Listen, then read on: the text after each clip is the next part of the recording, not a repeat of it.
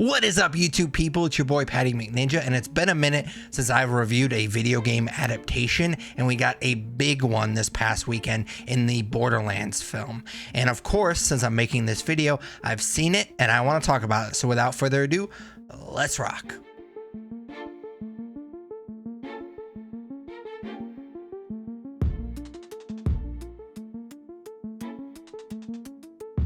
Just a quick disclaimer before we get going. I'm not well versed with the Borderlands games. I have played the first one, but I didn't even beat it. These games came out in a period of my life where I wasn't really gaming all that much. I was pretty poor. I was working like 2 or 3 jobs just to cover rent, and gaming is expensive, so it wasn't necessarily my #1 priority.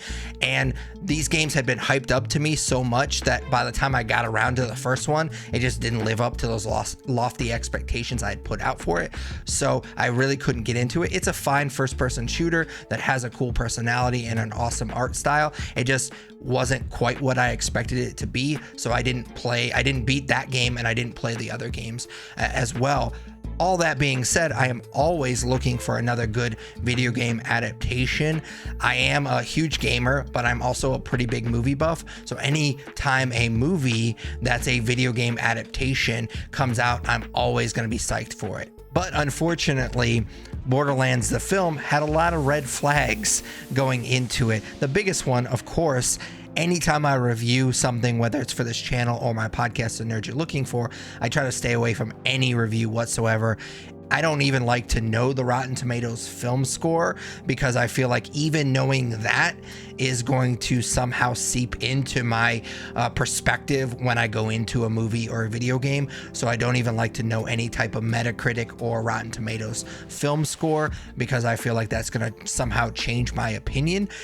I will say real quick, I know I'm looking at the Rotten Tomatoes film score right now. I have already, through the magic of video editing, I have already recorded the review part, so don't let that bother you. I have already put out my thoughts already, so I am not going to let this change it. I just want to bring it up because the discourse around the Rotten Tomatoes film score of Borderlands was so prevalent. I'm chronically online way more than I honestly should be for my mental health.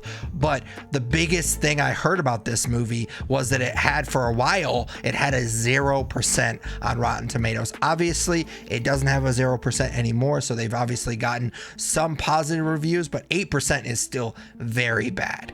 Now, if you do notice, the audience score is a 50%, which is still not good, mind you, but it is 42% better than the critic score. So if you are a fanboy of this franchise, maybe you'd get a little bit more out of it than I did or the critics did. Borderlands was directed and co-written by Eli Roth. It stars Cate Blanchett as Lilith, a bounty hunter hired to track down Tina, who is the literal key to opening a vault on Pandora. And we've had some really good video game adaptations lately, and I've talked about a few of them on this channel. The Last of Us, Fallout, and even Super Mario Bros. Film, just to kind of name a few. But the long history of video game adaptations have been pretty bad. Mostly, I think it has a lot to do with the fact that it's impossible to replicate the experience of playing a video game.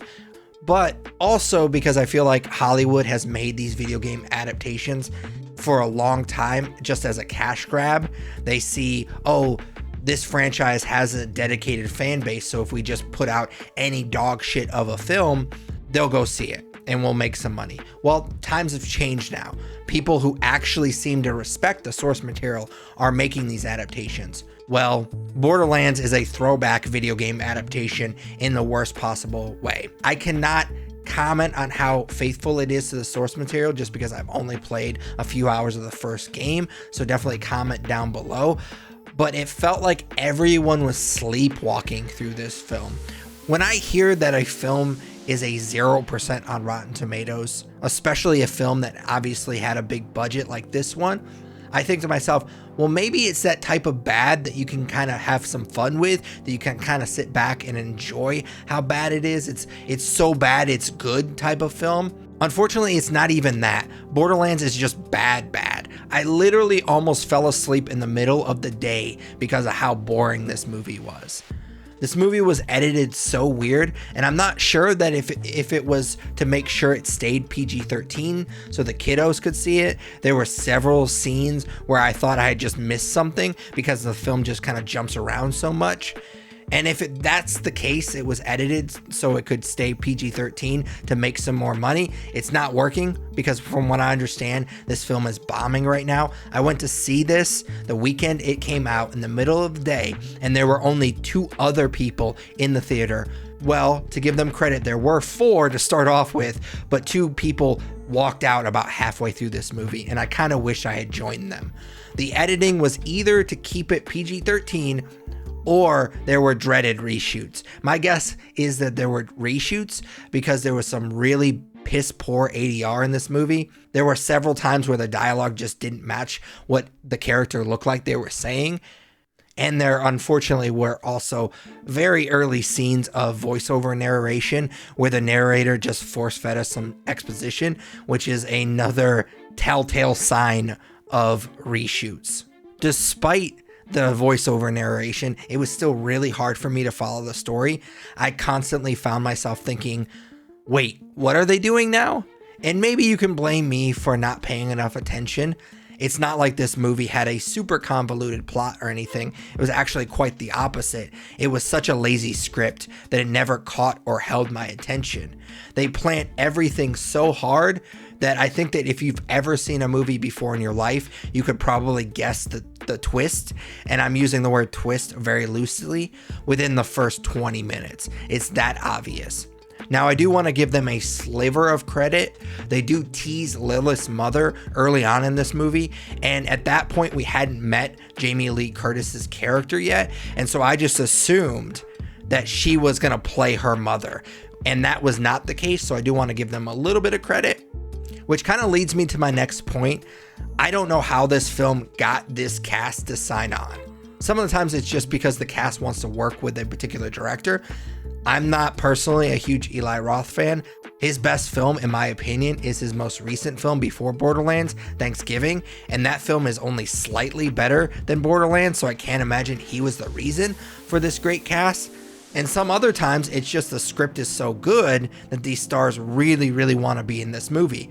Well, as you probably guess, I think that anyone who has ever taken any creative writing class in college could have written a better script, so that can't be it. Kevin Hart does seem to have taken his buddy The Rock's career advice and will sign on to anything. Jack Black does seem to be a gamer himself, so he's probably just a fan of this franchise, and so that's why he signed on. I will say that he was literally the only positive thing I will say about this movie. He tried his very best to make this movie fun. The few times, and I'm saying maybe 2 or 3 times I chuckled at all, was because of Claptrap. So kudos for him for that. All that being said, I do need to know the dirt that they have on Cate Blanchett and Jamie Lee Curtis to make them sign on to this dumpster fire of a film. Are they holding their families hostage or what? Because that seems like the only explanation for why they would be in this movie. The great cast, minus Jack Black, all seemed like they wanted to make this film just as much as I wanted to watch it, which was exactly 0. And maybe you're thinking, well, it is based on a first-person shooter franchise. The action was at least good, right? And unfortunately, I am sad to report it was not. Like I said earlier, this film is PG-13, so the action was very tame. Maybe, like I said earlier, maybe they just cut a lot of cool stuff from this movie to make sure that it was PG-13. But I don't even think that that's the case because it has some of the worst green screen and CGI that I've seen in a very, very long time. Reportedly, the budget was $100 million. Maybe that's how they got the cast to sign on. Maybe they used 99 million of those dollars to sign on the cast and the rest was spent on the action sequences. Maybe they left $1 single for that awful wig they made Cate Blanchett wear. I don't know. So in conclusion, I'm going to give Borderlands a measly 1-star rating. And honestly, that 1 star is just because I love me some Jack Black. This is a really, really bad movie. It's easily the worst one I've seen this year. Don't waste your time or money on it. The only good thing I can say is that it's not too long. It's only an hour and 40 minutes, but that hour and 40 minutes is going to feel like 3 hours just because it's so boring. But as always, those are my thoughts on the Borderlands film. I'd love to hear yours in the comments down below, especially if you're a fan of these games. What'd you think of the movie? Of course, I hope that you enjoyed this video. If you did, smash that like button. It's just a quick and easy way to tell YouTube that you enjoyed this video, and they should probably push it to other people that might enjoy it as well. I especially would appreciate if you did enjoy this video, which you obviously did if you've made it this far, if you would consider subscribing. If you do subscribe, ding that bell. That way you're notified every time I post another video. I try to post weekly gaming related content, so definitely consider subscribing and dinging that bell. But until next video, take it easy. What's up, YouTube people? It's your boy Patty McNinja, and this is my boy Yoshi, aka Kitty Boy, and we were just talking and we agree that since you made it this far in the video, you might as well subscribe. You wouldn't want to disappoint Kitty Boy, would you? But until next video, take it easy. I thought I was going to burp the whole time.